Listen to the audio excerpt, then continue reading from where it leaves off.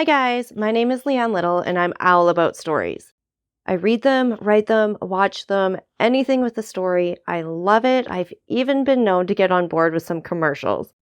I especially love sharing stories with other people, and what better way is there than to start with the classics? I mean, they're classics for a reason, right? They're fantastic, they're awesome. So of course, my first thought was to share them with you. Don't forget to hit up all those fancy buttons. Like, subscribe, follow, share, whatever you need to do, but most importantly, don't be afraid to reach out. I would love to connect with you, so hit up those comments, or you can even head over to my website, leannelittle.com, to message me directly. So far, my episodes have been pretty straight to the point, meaning that I get right into the story, so I thought that I would do recap episodes every so often. This does two different things. This gives those of you who maybe aren't caught up an easy way to do so, but it also gives me a chance to connect with you and get into my thoughts about what we've read. So this recap goes over chapters 1 through 5. In chapter 1, The Arrival, Marseille, Edmond Dantes arrives in Marseille on a merchant ship called the Pharaon. Throughout this chapter, we find out that the captain of this ship, Captain Leclerc, has died. More than that, on his deathbed, he stated his last wishes to Edmond, who unfortunately followed through. The fact that he did ends up causing him untold amounts of grief. This is because Edmond was asked to stop at the island of Elba, where at that point Napoleon was exiled, and Edmond was asked to deliver a package there. Anyone stopping there would have been branded a traitor, and Edmond had spent a day and a half there. When the Pharaon gets back to Marseille, we also meet Monsieur Morel, who is Edmond's boss and the owner of the ship, who had no idea what happened to it. Edmond fills Monsieur Morel in on the entire situation, and we learn that Monsieur Morel is a Bonapartist and forgives Edmond the delay. So by Bonapartist, I mean that he supported Napoleon, so he's really not upset at all that Edmond had stopped at the island to deliver that package. But unfortunately, the ship's supercargo, which is the ship owner's representative, whose name is Danglars, doesn't approve of this, and he's also jealous of the fact that Edmond is also made captain of the ship because of Captain Leclerc's death. Danglars also has knowledge that Edmond was given a second letter to deliver to Paris. And at this point, Edmond leaves, hurrying to visit his father and his girlfriend Mercedes to see how they're doing. Now, as I mentioned in the introduction to this series, I am fascinated with why this wouldn't work today and how it could possibly be done in modern times. And these thoughts happened right from this very first chapter. So why wouldn't this chapter work? First off, Monsieur Morel would have known exactly what was going on with the Pharaon. It would have had GPS, satellite phones, radio, all kinds of tracking technology. Monsieur Morel would have been notified in some way about what happened to Captain Leclerc as well as the stop at Elba. Besides that, the Coast Guard likely would have been called when Captain Leclerc got sick in the first place. Now, my next wonderings lead me to the stop at Elba, where it's likely that an exiled leader would not be exiled at all nowadays. They would likely be in prison or dead, honestly, but if for some reason they were exiled, that place would be so fortified that I would be surprised that anyone could get within 10 kilometers of it without being escorted away by the military, or worse. In Chapter 2, Father and Son, Edmond visits his dad who, like Monsieur Morel, he didn't know what was up with Edmond. Edmond turns up to find his dad going without certain things you would expect at that time, which primarily is wine. This is because Dantes had left his father money, but the neighbor, Caderousse, had claimed a debt that Edmond owed him. So Monsieur Dantes paid him out of the money Edmond had given him and run out of money. So Edmond immediately gives him more cash and starts talking about his promotion to captain, and then what they could do with the money that will bring in. And at this point, Caderousse walks in, and I definitely get the impression that Edmond thinks he's two-faced. Saying one thing while thinking another is how Alexandre Dumas put it in the book. Anyways, they talk for a bit, going over Edmond's debt, the niceties of Caderousse having lent the money, Edmond having paid it off, etc. By the end of it, Edmond wants to go visit Mercedes, but Caderousse has put a bug in his ear about she has no shortage of suitors and talks about her cousin Fernand, who is seriously crushing on her. As Edmond leaves, Caderousse does as well, and he hangs out with Danglars. Danglars grills Caderousse about what all Edmond had talked about, from money to the promotion and again, Mercedes. As the conversation progresses, it's very clear that Danglars is jealous.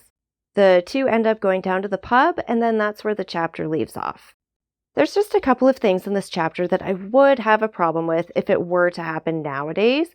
One is that, like Monsieur Morel, Monsieur Dantes would know about the Pharaon and Edmond because of the technology that we have available now. Another is the money situation. Edmond, likewise, would have been in contact with his dad in some way and would have already known that he was out of money, so he probably would have e-transferred it to his dad to make up for it.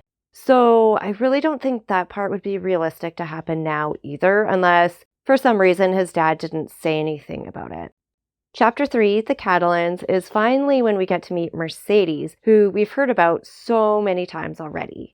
She's hanging out in her house with Fernand, her cousin, who is absolutely in love with her.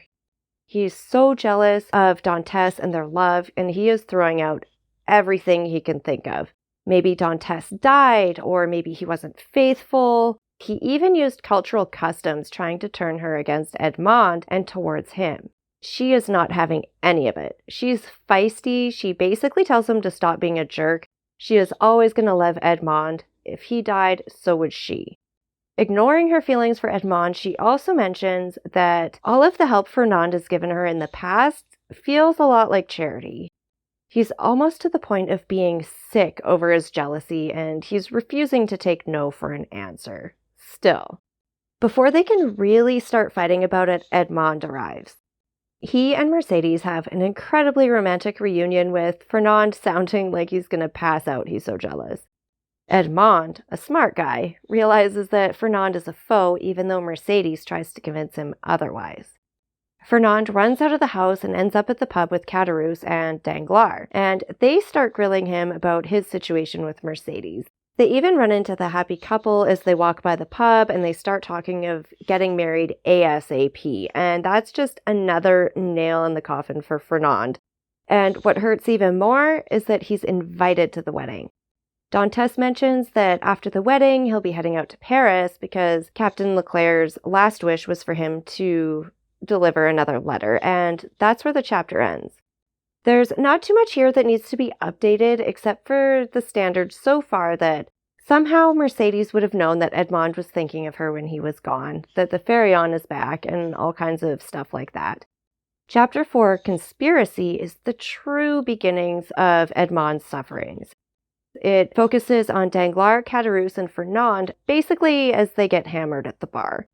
As their evening progresses, Danglars keeps feeding Caderousse even more booze, trying to get him too drunk to care about the conversation, maybe too drunk to even remember anything that happened that night.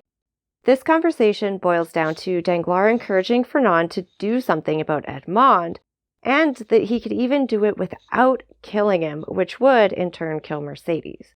He starts letting on that there is a way to get rid of Edmond to jail instead of death, so he'd be gone forever, giving Edmond opportunity to get with Mercedes. The drunker Caderousse gets, the more into the plan Danglars gets. Danglars writes up a letter denouncing Edmond as a Bonapartist. He uses his non-dominant hand to disguise the writing and even addresses it to the king's attorney. Before anything can be done with it, Danglars basically passes it off as a joke, balls it up, and throws it into a corner. They all leave, though, and when Danglars looks back, he sees Fernand pick up the letter. The one thing that sticks out for me is the disguising of the writing. Now, for one thing, it is highly unlikely that something like this would be handwritten. It would either be typed or it would be sent as an anonymous phone call. Most likely the phone call, just because it's more convenient. The final chapter of this recap is Chapter 5, The Marriage Feast. And that one is all about Mercedes and Edmond's engagement party. And it is a really short turnaround between the party and their marriage. They're getting married later that day.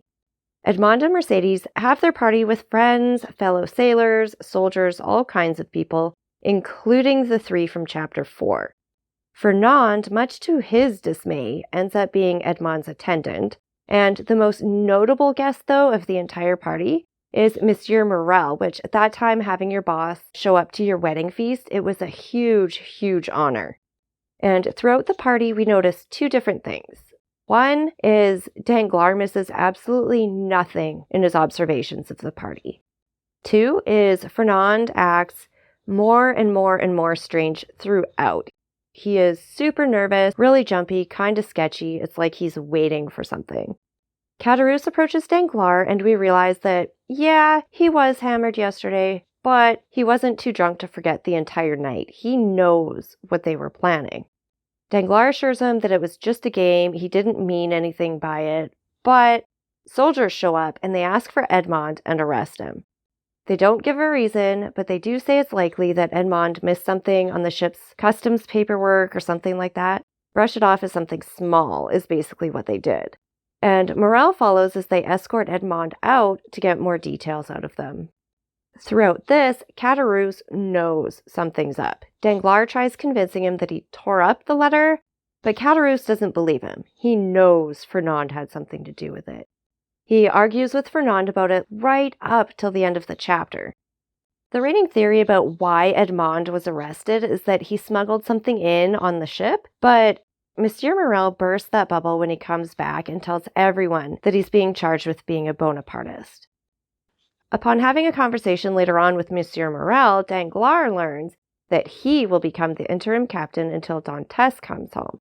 So basically, Danglars gets everything that he's wanted at this point. And that brings us to the end of that chapter and the end of this recap. So again, don't be shy about hitting all of those like, share, follow, subscribe buttons. I love hearing from you guys, so hit up those comments. And again, you can even contact me directly on my website, leannelittle.com, which is LIANELITTLE.com. And there's also a lot of other cool stuff on there, some of my own work and additional content as well. And I hope you stop by and visit the site. And thank you so much for joining me today. Remember, it's all about the stories. Have a great day.